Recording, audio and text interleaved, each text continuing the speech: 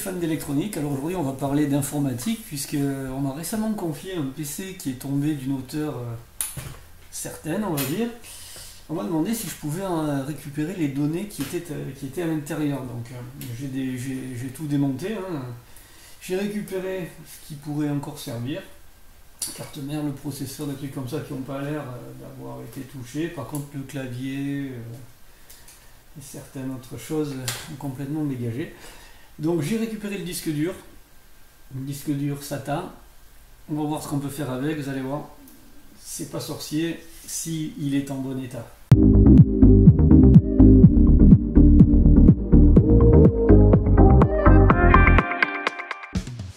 Alors la manip elle est très simple en fait, il suffit de faire l'acquisition de ce genre de petit appareil. Je vous donnerai le lien dans la description. Donc c'est un appareil avec un connecteur SATA, un USB au bout, une petite alimentation, et on va brancher ça, je vais vous montrer. Donc vous branchez votre alim derrière là, hop, un petit trou, vous prenez le disque dur, vous faites correspondre les connecteurs dans le bon sens. De toute façon si vous vous trompez ça rentre pas. Et on branche ça, le connecteur USB, sur un port USB d'un ordinateur qui n'est pas tombé. C'est-à-dire qu'il fonctionne. Voilà, il a fait le petit bruit, on a les petites diodes LED bleues qui s'allument là. Et on va voir ce qui se passe. Donc pour ça on va passer sur l'écran de l'ordi en question. Ok, donc voilà ce que j'ai retrouvé sur l'écran de mon ordinateur. Je vois un autre disque en fait qui s'appelle I, un disque local I, et c'est effectivement le petit disque SATA. Donc on va agrandir la fenêtre, et en fait tous vos fichiers normalement sont dans utilisateur. Voilà, ici.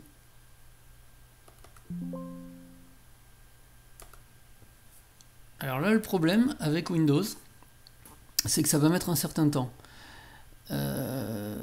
Comme c'est pas un disque d'origine de ce PC là, il y a un problème d'autorisation. Donc là il est en train de balayer le disque pour écrire en fait les droits dessus.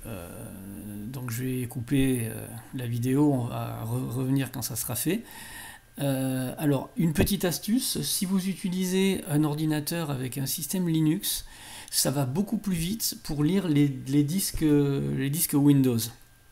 Il n'y a pas cette manip d'autorisation qui se fait, et c'est une ouverture directe, donc on voit tous les fichiers directement.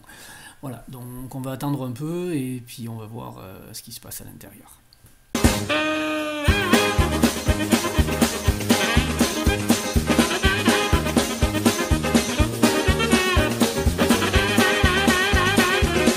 Voilà, donc là il a enfin ouvert le répertoire, et là effectivement on retrouve tous les sous-répertoires. Donc là il n'y a plus qu'à aller chercher ce qui vous intéresse, hein, dans votre drive local par exemple, sur le bureau, vous avez tous les répertoires, la téléchargement, documents évidemment, voilà, donc tout ça s'ouvre spontanément, hein, maintenant. Bon, là il n'y a rien, voilà.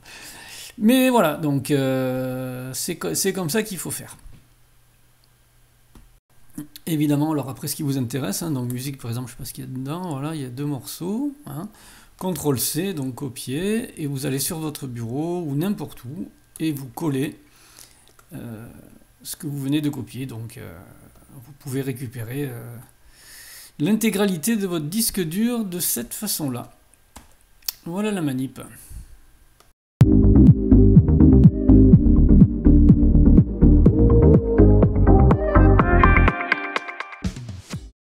Bon, ben, la conclusion de cette histoire, c'est qu'il ne faut pas faire tomber son ordi.